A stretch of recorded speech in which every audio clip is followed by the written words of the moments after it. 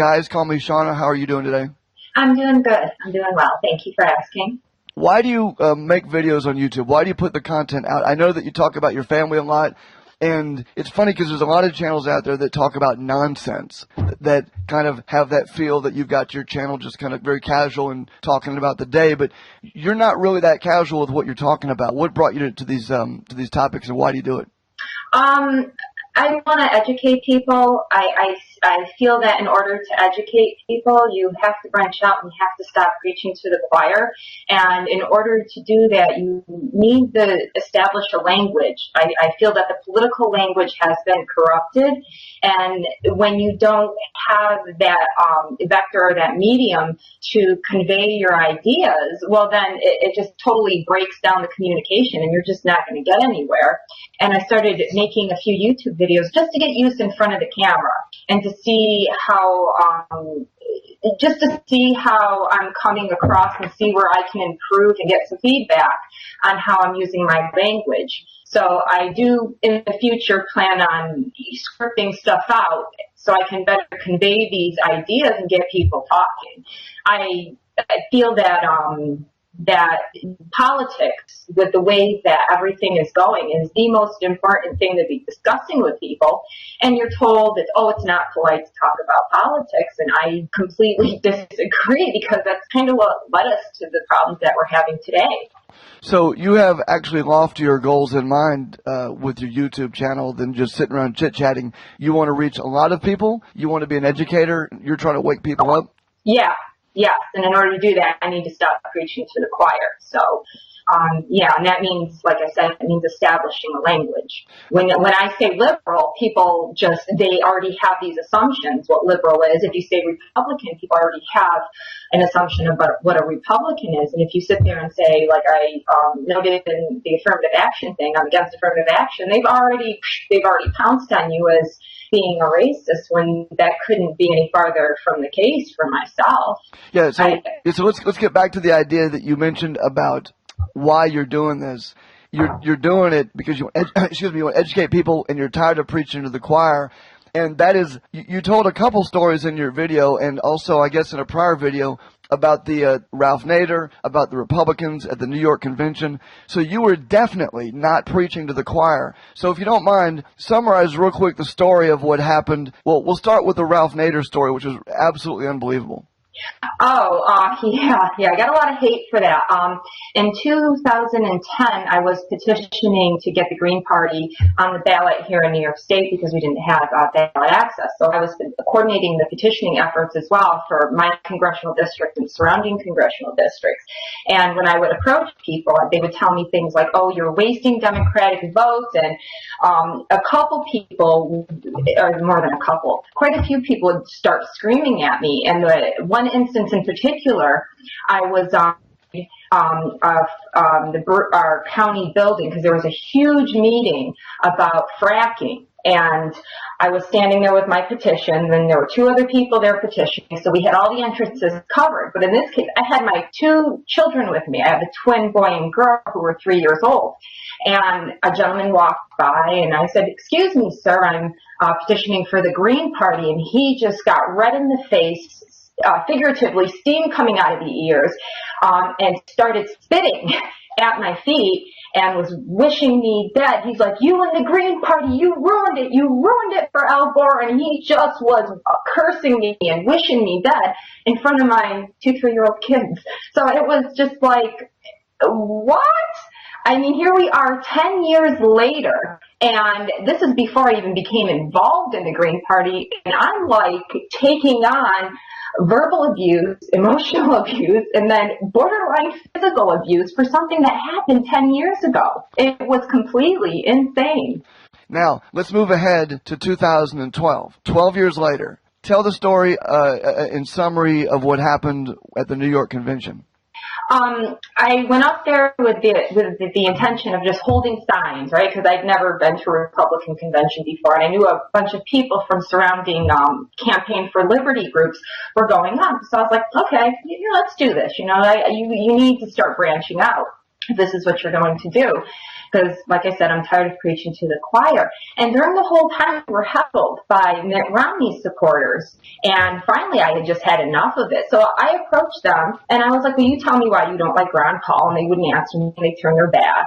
And they had made comments, like I was in the cult of the crazy old man, and, oh, I was one of those liberals who wanted to smoke pot all day and live off of others, and really, really insane stuff. So I was like, okay, you pick a topic, and I'll discuss it with you. And it was just a no-go. So finally, let's talk about affirmative action. And what I did was I asked them, I laid out like I did in my video, and I established the language, and I said, I think it's wrong that because it's still racist. It's still very much racist, giving somebody something because of their skin color, because of their ethnicity. And it doesn't help anybody when the bigger problem is the education system. So what are you supposed to do when you've got a small percentage of a small percentage of a small percentage just waiting around hoping that, a spot opens up for a black person or a Latino person or to get advanced why aren't we just arming people with the skills they need to enter the workforce? So by the time I got done, 4 of the 5 of them wanted to shake my hand. No one cared what my party affiliation was. They just were like, yeah, and they told me that if more people were there for Ron Paul discussing things like this, that they'd actually that Ron Paul would have more credibility and he'd actually gain more support. And then the 5th guy, who was really the alpha male, clearly the alpha male, really hated me after this and then real nastily said to me, oh, well, how much are you getting paid to be here? And I was like, nothing. I'm leaving grassroots. And he was like, well, you're stupid for not getting paid. So it was just like, okay, now what do I do? In 2000, you were angering Democrats. In 2012, you're angering Republicans. And in a big bookend philosophical, metaphorical sense here, what does that tell you about your beliefs? You anger Republicans and Democrats. Well, first of all, I have to challenge your language because I don't have beliefs. People are willing to die for those beliefs. I have ideas. So ideas, I think, are more transcendent, than beliefs are, because then it gets kind of cultist. I have ideas, and I build my ideas on the information and the knowledge and the experience that I have now, which as I go through my life journeys, those will change. But I think that, like, the basic ideas of liberty, and most people don't understand what liberty is, or freedom from control. I think liberty, freedom are 2 basic things, and I don't think that people understand what those are. So it's not necessarily like I fit into one group. No one political party represents me 100%. The only person who can represent me 100% is myself. So what I do is I just try to follow the candidates, and particularly with the presidential election, I had 3 candidates that I was following. I was following Ron Paul, Bill Still, and Roseanne Barr. Bill Still being the Libertarian Party and Roseanne Barr being the Green Party. And all 3 of those candidates didn't get on the ballot. And the reason why I was following them were they were the only 3 candidates making monetary reform like the priority of their platform. So I think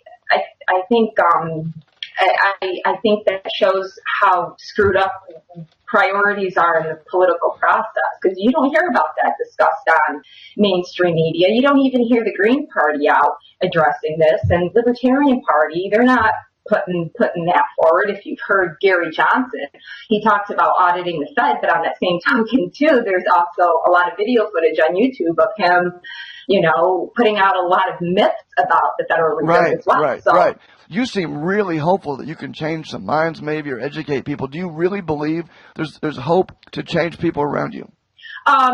It's not necessarily, I don't think about changing people. It's just about communicating. Because if you talk to people and you can establish that language, then you'll find out that you guys want the same thing, but it's like one person is talking Italian and the other one is talking German. So you're not going to get those ideas and those points across. And I think And I have this umbrella term that I use as the global poisoning. And that includes the mainstream media and the education system, which has completely failed in, one, teaching people how to think critically, and two, our language is just, it's absurd. It's just completely corrupted. But I think if you can do that and approach people and ask them what they mean by certain terms like liberal or Republican, or in this case, in another case, I was talking to a state legislator outside of the convention center, and he was like, "Oh, I love Ron Paul, but I don't like that he's an isolationist." And I was like, "Isolationist?" And he got out a piece of paper from his back pocket, and he drew a line, and on one end of the line, he wrote isolationist, and on the other end of the line, he wrote superpower. And then he puts a big X in the middle and says, "I'd like to see us right here." And I was like, "Oh, you mean like, yeah, I know. You mean like you want free trade with countries, but you don't want to bomb them?" And he's like, "Yeah." And I'm like, "Oh my God." And by then they were reconvening, so I didn't get a chance to redirect that discussion and tell him, "Oh, Ron Paul would really, really like to trade with Brazil and get sugar for 5 cents a pound and make ethanol from sugar instead of, making it from GMO corn, which is taxpayer subsidized." Who would you have supported in the last race, considering that Ron Paul and Gary Johnson were out of it? In other words, would you have voted for Mitt Romney over Barack Obama? Oh, no, I didn't vote for either of them. I wrote in Ron Paul, and then because I was like, okay, I'm not going to play this two-party game anymore. I was very upset with Jill Stein and Gary Johnson. So I wrote in Ron Paul, and then I wrote in Bill Stowe as VP. So I spoke that way because I was like, okay, I've got two people who are absolutely hell-bent on this monetary reform issue, and I'm unconvinced. Well, I was unconvinced either way towards the gold standard because the Rockefellers funded von Mises, and then I met Bill and I talked to him, and he's got it all laid out. I mean, he's got a plan, he's got it detailed, he's got it all figured out. So it's kind of like, okay, I'll just voice my opinion because most people are going to vote for Mitt Romney, they're going to vote for Barack Obama. I think with Barack Obama, because, he expanded the Patriot Act, he is letting these banks, with the fractional reserve lending, they're now hedging even at a broader margin with this. And then you have the NDAA, which I brought up to many of my friends who are Barack Obama supporters, and like, "Oh, but he said he wouldn't use it." And I'm like, yeah, and they said they'd never use Social Security for identification years ago, but here we are. And they, it leaves me scared. If you look at history, particularly Germany, it was completely what gave Hitler rise. The country was just in shambles economically, and then the tyrant steps in. So I'm like kind of suspicious, and I think that Barack Obama is setting us up for the dictator to come in. That's what I think. I think that we're being set up. Okay. So what do you... Go ahead, I'm sorry. So many people are going to be forced to be dependent on the government through their regulations that I think that once they bring everything down, people are going to be so desperate, they're going to take whatever's offered up. And if that means a dictator and absolute control, if that means getting food in their bellies, that's going to be the only choice that they have. Yeah. And particularly with the small arms treaty coming down from the UN, I'm really concerned. I'm really, really concerned about what we're being set up for with the help of the Barack Obama administration. I don't think it would have been any different under Mitt Romney. I just think that the side issues would have distracted from the really, really important things. So. Okay. Well, a lot of people think like you do. The problem is not enough people think like you do about thinking. Are you going to be doing more videos? You don't have very many videos up there yet. Are you planning on expanding, doing more stuff? Yeah, I've been writing a script in response to a Rachel Maddow a video that was up where you have the TV going at the 60 hertz, or switching that kind of catatonic state, and she's like saying there is a two-party democracy, and Obama was born in Hawaii, and Benghazi, there's nothing suspicious about Benghazi, and she's going on, and she's like, and I'm like kind of going, no, I gotta bring, and then to frame it all, she said, and we really did land on the moon, which I'm like kind of going, okay, you know what, Richard Hoagland, who was Walter Cronkite's chief science advisor for CBS, is on public record saying that during a press conference, after they did the moon landing and stuff, that the CIA and NASA brought in somebody to hand out flyers saying that the moon landing was fake. So I'm like, okay, distraction, deliberate distraction, unless you want to call Richard Hoagland a liar.